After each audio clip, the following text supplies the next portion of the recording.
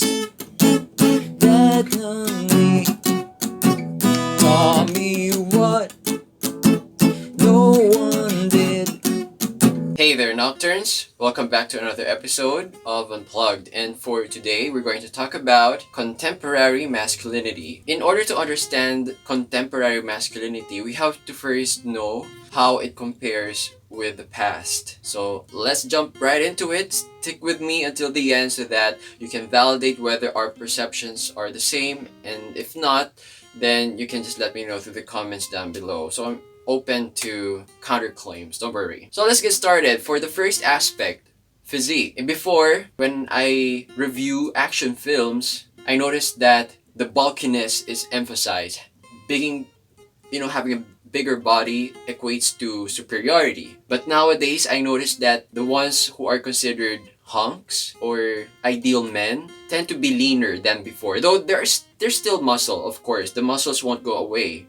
But the ideal is no longer being bulky. In fact, being bulky is already not, I think, attractive to most. So they prefer the mesomorphic kind of body type. That's what I notice. Okay, I'm not being theoretical here, just to put a disclaimer on this. So again, if you disagree, it's fine, because what I say is merely based on the frequency of what I watch. So it's what I notice most of the time nowadays, okay? Across different media forms, from vlogs to movies. Now, the second aspect that we should take note of is relationships. Before, men are supposed to appear dominant over women, right?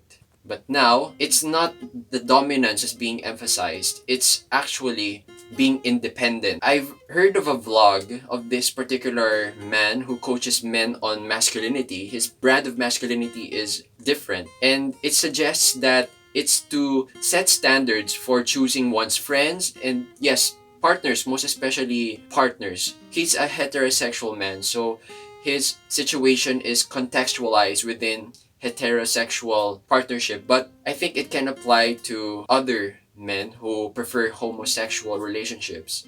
So it's really setting a standard for whom men should be friends with. So it's not simply being dominant, but it's really knowing who will help a man grow and avoiding or having boundaries with people whom they think are not worth investing in. So that's for relationships. And the last aspect is confidence.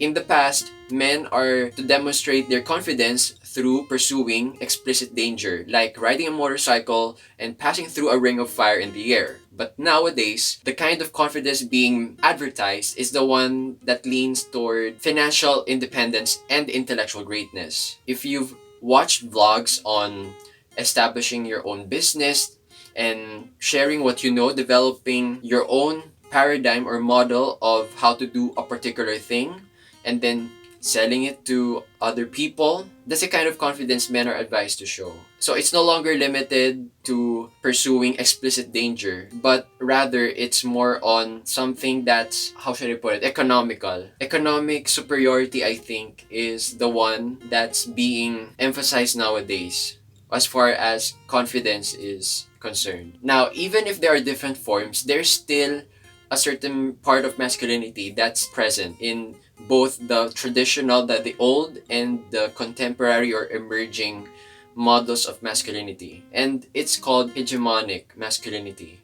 Hegemonic masculinity is the masculinity that's superior to other forms of masculinity. So right now, the hegemonic masculinity here is the one that I've just mentioned. So leaner, then independence, and then lastly, economic superiority. So these are the ones that are being glorified in a man.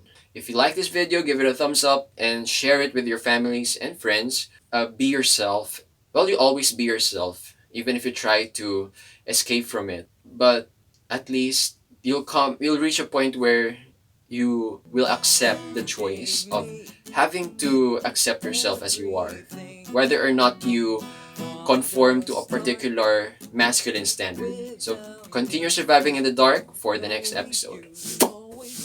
From me every time I looked where you wanted, I didn't know you were already sucking from me my every ounce of focus, which I could have directed to the cause I am truly fighting for.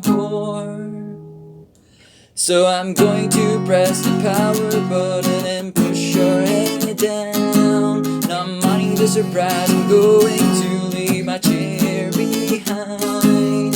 Together with your face, I'm not looking away from the